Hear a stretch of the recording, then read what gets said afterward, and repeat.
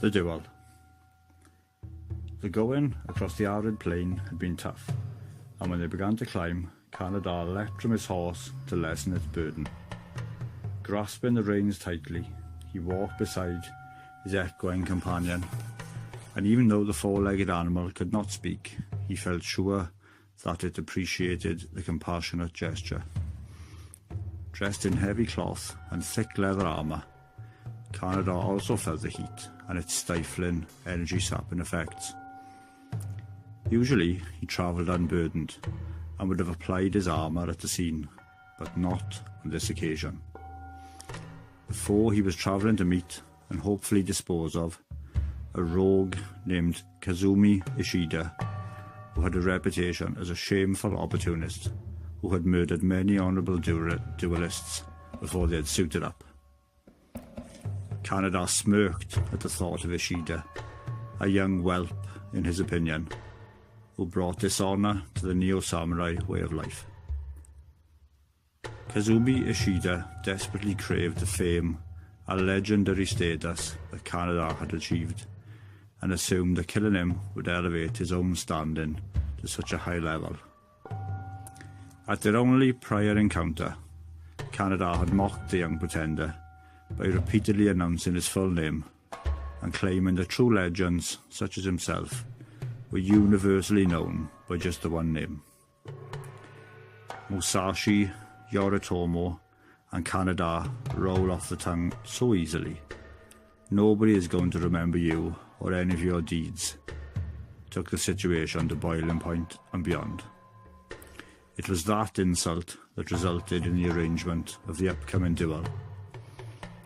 Many present wanted to stage the duel in front of the ruins of the Saitama Super Arena, with a large crowd present, but Kazumi Ishida requested a more private battle at a remote venue. That suited Canada just fine.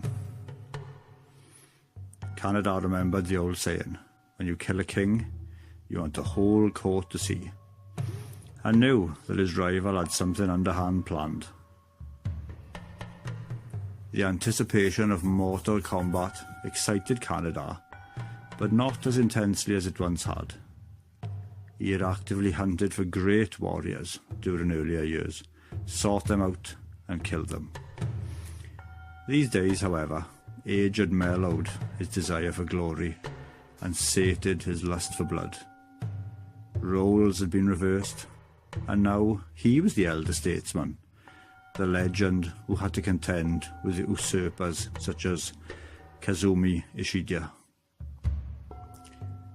Canada did not fear death at all, and knew full well that one day he would be too old and too slow, and that some younger warrior would end his run.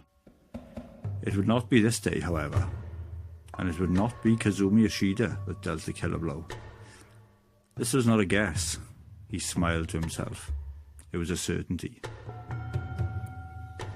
A dusty track led up a mountainside, curved around a hairpin bend, from where it continued in the opposite direction. The path zigzagged like that several times, seemingly endlessly. Every short slope between bends brought Canada and his steed closer to the unrelenting sun. He felt as though they were slowly cooking with each step. The path began to level out mercifully, and even though the glare of the sun made visibility a challenge, a silhouette stood out up ahead. Just before the next curve in the path, nature had constructed the perfect place for an honourable duel. A circular patch of scrubland that jutted out from the mountainside.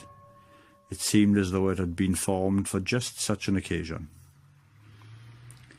It also added an extra spice to the imminent battle by way of a 150-metre drop that could take a warrior back down the mountain the fast way. As well as the risks of being beheaded or disemboweled, both combatants also had to be wary of dashing themselves on the rocks below. Kazumi Ishida knelt in a dusty scrub, both hands on his hips, with his gently curved katana sword resting on the ground in front of him. The younger warrior's grey mare stood just off the path, its reins anchoring its lean, muscular frame to a half-buried wooden structure. Canada tied his white and brown patchwork animal to the same piece of timber. The two horses stood amicably together and showed no signs of the animosity with which the owners regarded each other. The walk up the steep gradients had taken its toll on the middle-aged Canada. He took a water pouch from the saddle and glugged heavily from its contents. Kazumi Yoshida sniggered loudly and gloated. "Perhaps I should have climbed higher up this mountain and let the exertion kill you." Canada said nothing in return. After wiping his mouth and chin, he ambled to a spot about 3 meters from his adversary. After dropping his well-worn and famous sword into the scrub, Canada slowly and carefully got down onto his knees. The odd moan and groan escaped from his lips, and that did not pass unnoticed by Kazumi Yoshida, who warned, "You should not have angered me, old man. You were more past it than I thought." As was the custom, both men knelt opposite each other, both running mentally through prayers in the hope of garnering an advantage from the heavens. Apart from an occasional neigh from one of the horses, the mountain sat in silent anticipation. Even the breeze had ceased, as though awaiting the victor.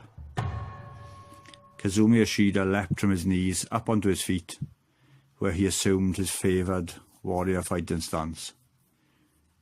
In stark contrast, Canada rose slowly, 1 foot at a time, wearily and almost arthritic.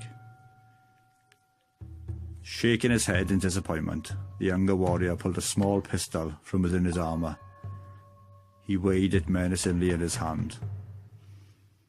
His eyes met Canada's and a grin flashed from his lips.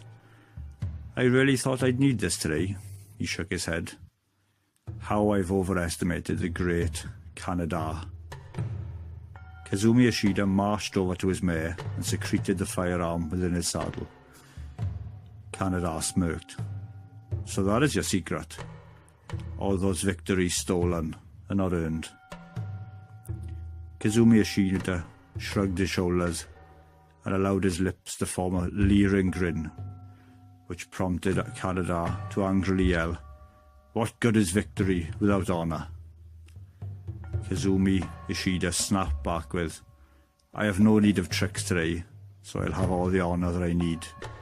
Do not worry, I'll make it quick for you." Canada stabbed his sword into the ground and strolled over to his horse. From the saddle he retrieved a clay gourd of sake and 2 small clay cups.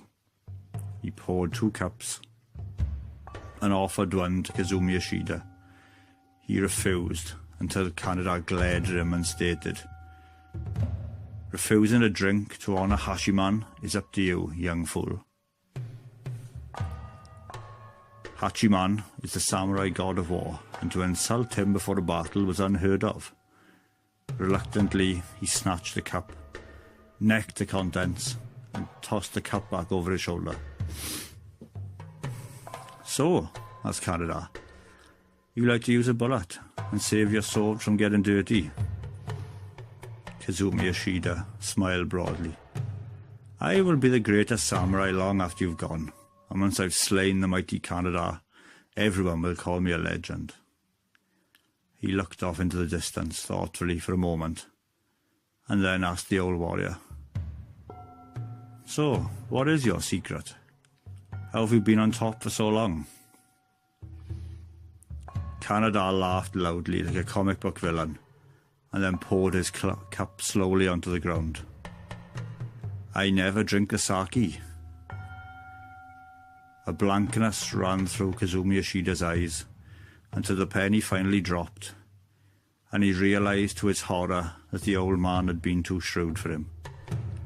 His head felt woozy all of a sudden. The sword fell from his grasp, and down to his knees he sank, his life slipping from every cell. Within no time at all, the drug had rendered him completely immobile. He remained aware, but could not even wiggle his toes. Kaneda whistled a jolly tune as he looted Kazumi Ishida's belongings and supplies. His stricken enemy lay on the ground and could only watch. When he'd procured everything that was worth stealing, he stood over his rival, and with his boot, he rolled him over as though unfurling a rug, only stopping once the cliff edge had been reached. Kazumi Ishida had very little control over the movement of his pupils, but the alarm in his eyes was obvious. Revelling at his own cunning and ingenuity, Kaneda knelt over his victim and sneered. Usually, when I relay the tales of my exploits to others, I tell of an epic battle, one that I was lucky to survive, against a highly skilled and honourable opponent. You, however, shall receive no such embellishments. Everybody will hear that while thrashing you, you pulled a pistol, but still I managed to force you over the edge. All of your deeds will be forgotten, forever. Goodbye, Kazumi Ishida. One final kick sent the unfortunate young samurai tumbling over the edge to his death on the jagged rocks below.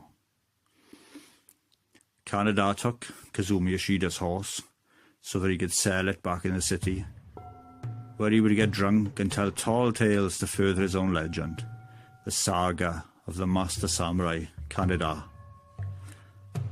Somebody would one day catch him out, or trick him first, but as he had earlier prophesied, it was not Kazumi Ishida.